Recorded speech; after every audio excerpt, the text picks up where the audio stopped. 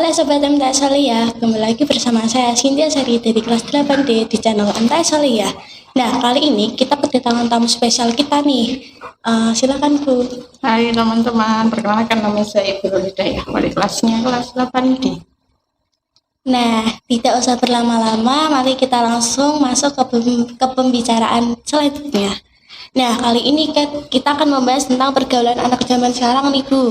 Apa sih pendapat Bu Nur tentang pergaulan bebas yang terjadi seiring berjalannya waktu?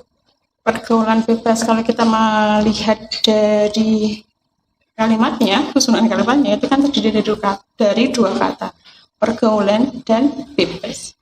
Pergaulan sendiri itu apa sendiri ya?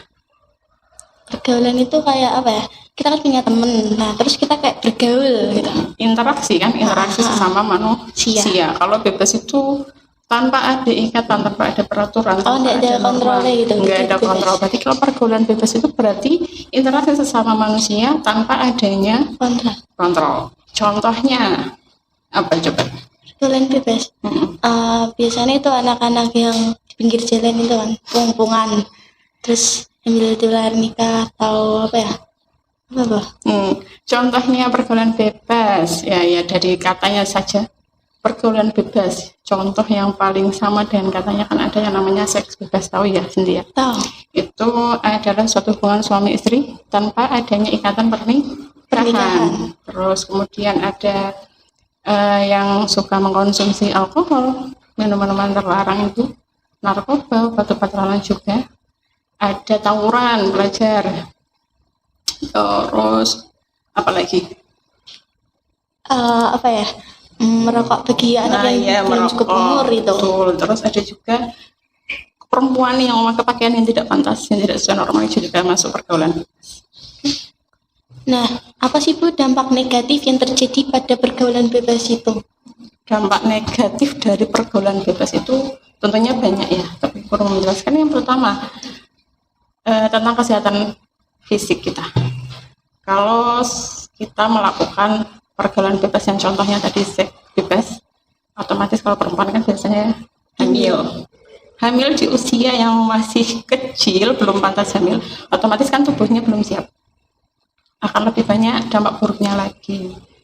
Selain itu tadi, terus kalau mengkonsumsi alkohol, obat-obatan terlarang, itu kan ada dampaknya. Contoh kalau kecelakaan di jalan, salah satunya kan karena mengkonsumsi alkohol. Dia mabuk terus tidak ingat. Terus bagi pelajar otomatis nilainya, prestasinya kan akan menurun karena dampak itu tadi. Dia tidak fokus untuk melanjutkan karirnya, pendidikannya sampai ke jenjang yang lebih. Putus sekolah berarti. Betul. Terus yang terakhir itu tentang ngena ke mental, kesehatan mentalnya kena, karena fitrahnya manusia itu kan tahu ya mana yang benar, mana yang salah. Orang yang melakukan pergaulan bebas biasanya itu dia bingung, dia stres, tertekan karena bingung tadi, sebetulnya tuh aku benar kok salah sih gitu. Nah, kalau pergaulan bebas itu kenapa sih terjadinya pada anak-anak yang masih sekolah gitu? Kenapa terjadi pada anak-anak yang masih sekolah?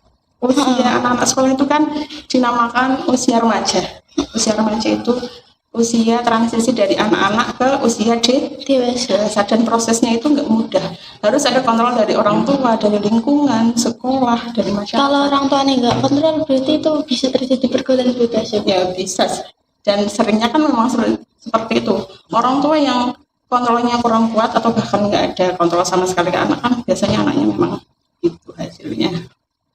Nah, sekarang kan banyak nih Bu yang misal kayak hamil di luar nikah contohnya, terus melakukan hal yang tidak senonoh atau merokok sembarangan bagi anak yang belum cukup umur. Bagaimana sih cara guru itu menyikapinya? Karena kan guru itu kan adalah orang tua kedua kita di sekolah. Jadi kan gini, orang tua berharap anak itu masuk ke gerbang sekolah itu pulang dari sekolah itu karakternya terbentuk, karena sudah bayar di sekolah harusnya anakku sudah karakternya terbentuk. Tapi para guru berharap anak-anak yang masuk ke sekolah itu karakternya sudah terbentuk dari rumah. Jadi kalau saling lempar-lempar tanggung jawab ini kan nggak akan ketemu jalannya, siapa yang akan bentuk karakter si anak. Makanya itu tanggung jawabnya yang ada di guru juga di rumah, dua-duanya bertanggung jawab untuk membentukkan karakter anaknya tadi. Oh, ada nggak sih Bu kayak ayat Al-Quran yang menjelaskan tentang bergaulah dengan apa ya, bergaulah dengan teman yang baik atau orang-orang yang baik? Ada salah satunya dalam Al-Quran surat At-Taubah ayat 119. Di situ berbunyi a'udzubillahi minasyaitonirrajim ya ayyuhalladzina amanu taqullaha wa kunu ma'as shadiqin, yang artinya hai orang-orang yang beriman, bertakwalah kamu dan selalu bersamalah dengan orang-orang yang baik, orang yang benar. Shadiq itu orang yang benar. Benar itu maksudnya adalah benar dalam perkataan dan perbuatannya.